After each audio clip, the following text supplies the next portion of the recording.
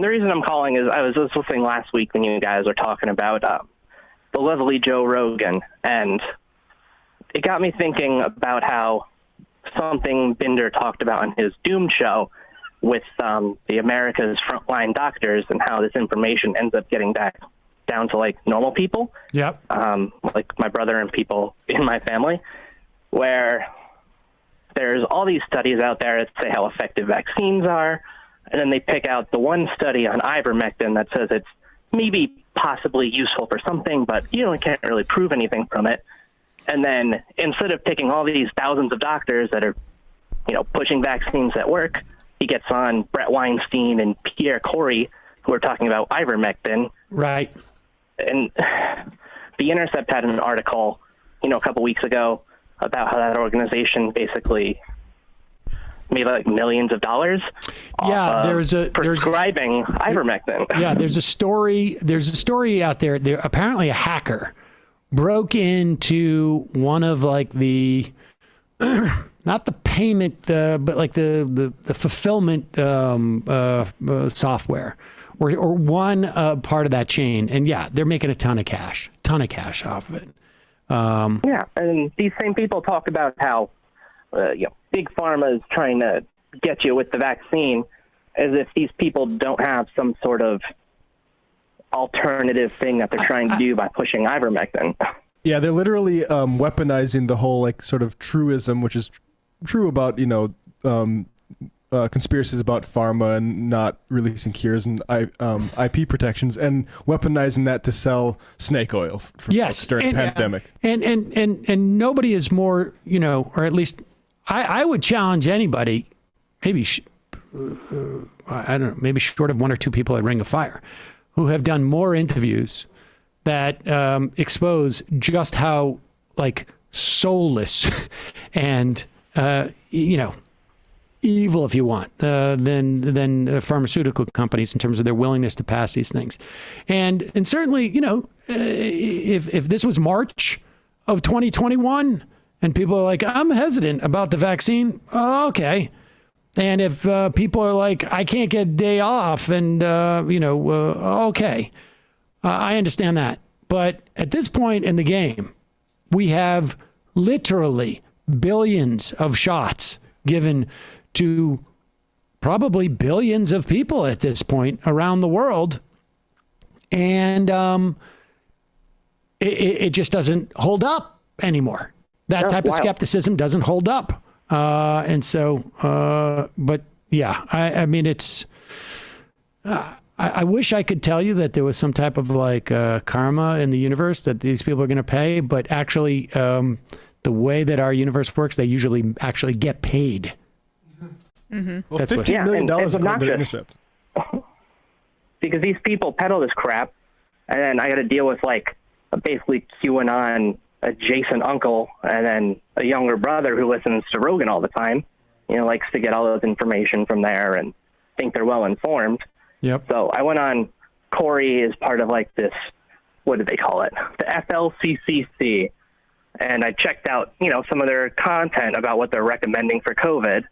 And in their little treatment guidelines, the first thing they have, a number of therapeutic agents have shown great promise, such as ivermectin, vitamin D, quercetin, melatonin, fluvomexetine, corticosteroids, and turmeric.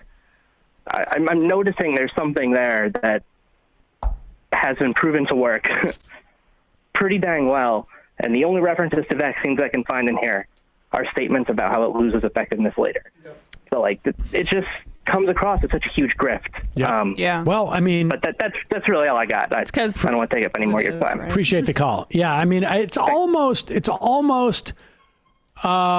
like affirming of human nature that they're making cash off it, because otherwise it would be just completely inexplicable, right? But at least they're making cash off it, and the folks like Rogan. I mean, I saw somebody suggest Bush and Chains. Never, that guy.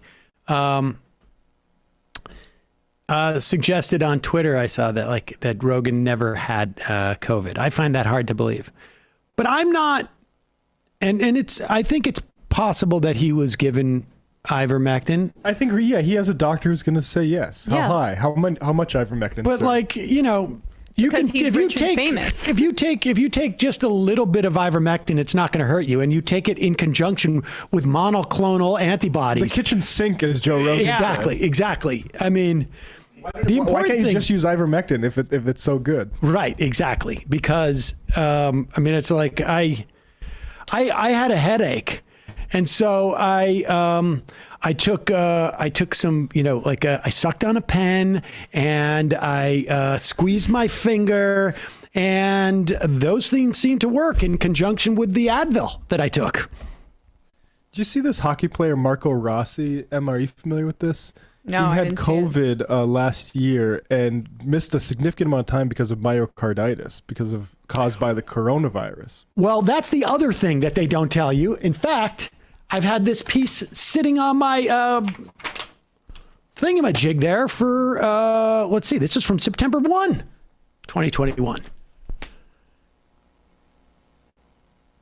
Heart problem more common after COVID-19 than after vaccination. Study finds. The Pfizer-BioNTech COVID-19 vaccine is associated with an increased risk of myocarditis. Specifically, this was in males. But the research, let's see.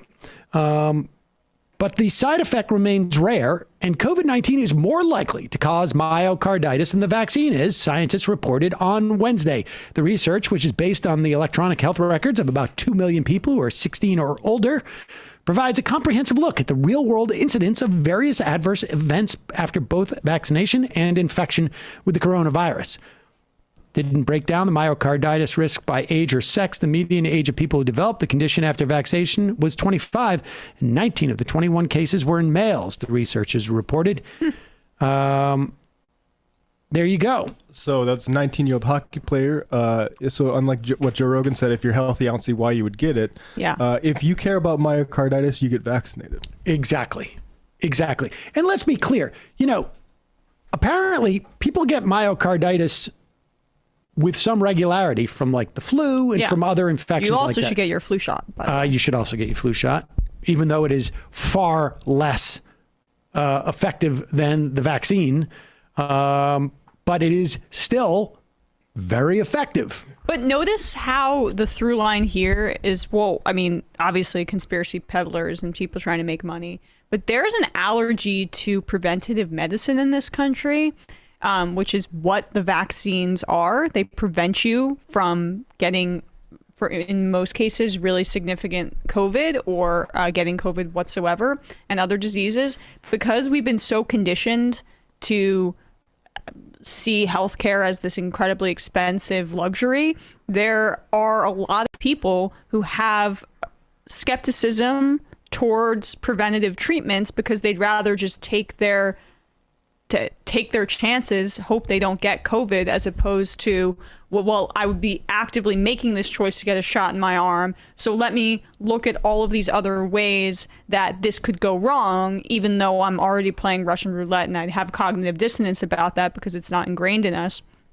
Because they know they would be getting that substance inside of them, they have anxiety about it, and then they work backwards from that. But a lot of that just comes from internalized fears about, like, nobody in this country, most people in this country don't have the financial ability in other instances to take preventative measures when it comes to their health. And so that's like the framework with which we're operating in. Yeah. I mean, if we had some mechanism of universal healthcare coverage, let's say like a single payer, but any type of and if everybody had a relationship with a doctor, you know, however you get there. Now, really, the most efficient way of getting there is single payer healthcare coverage. But even if we were to get there by some other mechanism where people actually had relationships with their doctors, things would probably be much better. And on top of which,